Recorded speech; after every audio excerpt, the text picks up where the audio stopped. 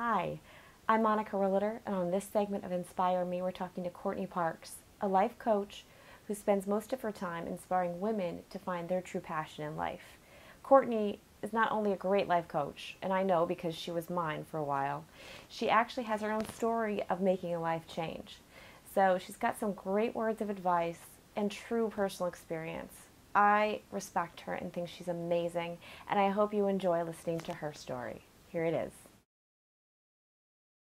Well, I started actually as a psychotherapist, so my background's in psychology. I got a master's degree in counseling psychology from Northwestern University. I worked in some really intense positions, so I did work with people that have chronic mental illness, and I worked in a battered women's program.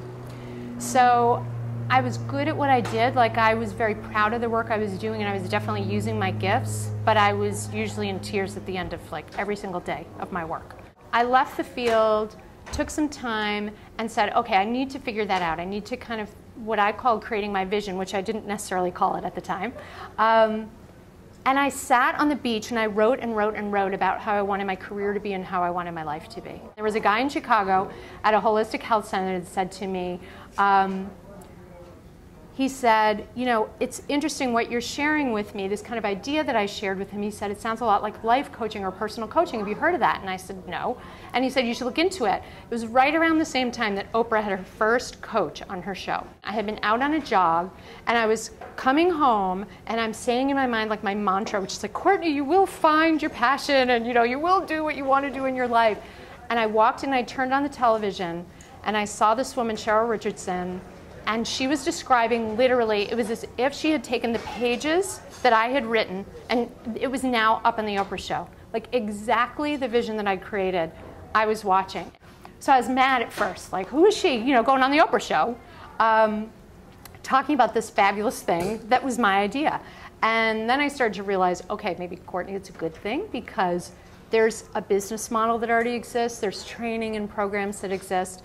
So I went back, I got my training as a coach, I got my certification, and I started my coaching business about 6 years ago, and I've just been absolutely in heaven ever since. I do a blend of business, career, and personal coaching, and I work exclusively with women.